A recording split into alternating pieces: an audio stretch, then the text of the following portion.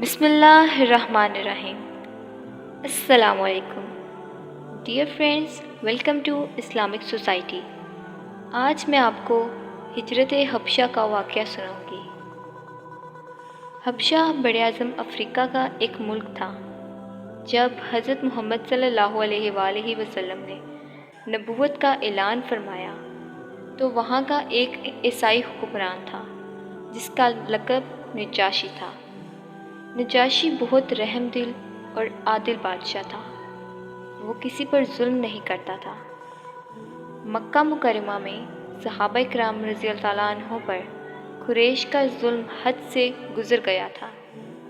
اس موقع پر حضرت محمد صلی اللہ علیہ وآلہ وسلم نے محسوس کیا کہ ایسے سخت حالات میں مسلمانوں کے لیے زندگی بسر کرنا مشکل ہوتا جا رہا ہے۔ آپ صلی اللہ علیہ وآلہ وسلم نے اللہ تعالیٰ کے حکم سے مسلمانوں کو حبشہ کی طرف ہجرت کرنے کی اجازت دے دی۔ حضرت محمد صلی اللہ علیہ وآلہ وسلم کی اجازت سے 11 مردوں اور 4 خواتین نے حبشہ کی طرف ہجرت کی۔ ہجرت کرنے والوں میں حضرت عثمان غنی رضی اللہ تعالیٰ عنہ اور آپ کی زوجہ محترمہ حضرت رقیہ رضی اللہ تعالیٰ عنہ بھی تھیں۔ یہ حبشہ کی طرف پہلی ہجرت تھی۔ یہ نبوت کا 5واں سال تھا۔ مسلمان امن کی تلاش میں حبشہ پہنچے، لیکن مکہ مکرمہ کے کافروں سے یہ بات برداشت نہ ہوئی۔ وہ چاہتے تھے کہ مسلمان کہیں بھی چین اور سکون سے نہ رہیں۔ انہوں نے تحفے دے کر اپنے کچھ لوگوں کو نجاشی کے پاس بھیجا۔ ان لوگوں نے وہاں قیمتی تحفے پیش کیے اور نجاشی سے کہا کہ ہمارے علاقے سے چند ناسمجھ لوگ بھاگ کر یہاں آ گئے ہیں۔ انہوں نے اپنے باپ دادا کا دین چھوڑ کر ایک نیا دین اختیار کر لیا ہے۔ وہ آپ کے دین کے بھی خلاف ہیں۔ آپ ان کو ہمارے حوالے کر دیں۔ یہ بات سن کر نجاشی نے مسلمانوں کو دربار میں بلایا اور ان سے کچھ سوالات کیے۔ نجاشی کے سوالوں کے جواب میں حضرت جعفر بن ابی طالب رضی اللہ تعالیٰ عنہ نے نجاشی کے دربار میں بڑی پر اثر تقریر کی۔ آپ رضی اللہ تعالیٰ عنہ نے فرمایا، اے بادشاہ، ہم لوگ جاہل تھے، بتوں کی پوجا کرتے تھے، مردار کھاتے تھے، گناہوں کے عادی تھے اور پڑوسیوں کا حق مارتے تھے۔ جو طاقتور ہوتا تھا وہ کمزور پر ظلم ڈھاتا تھا۔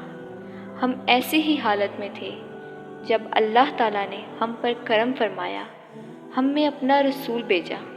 انہوں نے ہمیں اللہ تعالیٰ کی طرف بلایا، بت پرستی سے منع کیا اور فرمایا کہ ہم سچ بولیں، خون خرابے سے باز آ جائیں، یتیموں کا مال نہ کھائیں، پڑوسیوں کا خیال رکھیں، نماز پڑھیں، روزے رکھیں اور زکوٰۃ دیں۔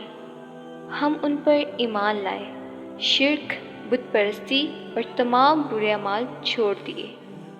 اسی وجہ سے ہماری قوم ہماری دشمن ہو گئی ہے اور وہ چاہتی ہے کہ ہم اسی گمراہی کی طرف واپس چلے جائیں۔ ہم ان کے بہت زیادہ تنگ کرنے پر آپ کے ملک آ گئے ہیں۔ اے بادشاہ، ہمیں امید ہے کہ ہم یہاں ظلم سے محفوظ رہیں گے۔ نجاشی نے حضرت جعفر رضی اللہ تعالیٰ عنہ سے کہا کہ وہ اپنے نبی حضرت محمد صلی اللہ علیہ وآلہ وسلم پر نازل ہونے والے کلام میں سے کچھ سنائے۔ حضرت جعفر رضی اللہ تعالیٰ عنہ نے سورہ مریم کی آیت تلاوت کی۔ نجاشی اور اس کے درباریوں پر بہت اثر ہوا اور وہ رونے لگے۔ نجاشی نے کہا، یہ کلام اور انجیل ایک ہی چراغ کی روشنیاں ہیں۔ نجاشی نے مسلمانوں کو واپس کرنے سے انکار کر دیا۔ اس طرح مکہ والوں کا یہ وفد ناکام واپس ہوا اور مسلمانوں کو وہاں امن اور سکون سے رہنے کی اجازت مل گئی۔ حبشہ کے لوگ مسلمانوں کی پاک زندگی سے بہت متاثر ہوئے۔ کئی لوگوں نے ان کی دعوت سے قبول کر لی اور مسلمان ہو گئے۔ مسلمان ہونے والوں میں حبشہ کے بادشاہ نجاشی بھی تھے۔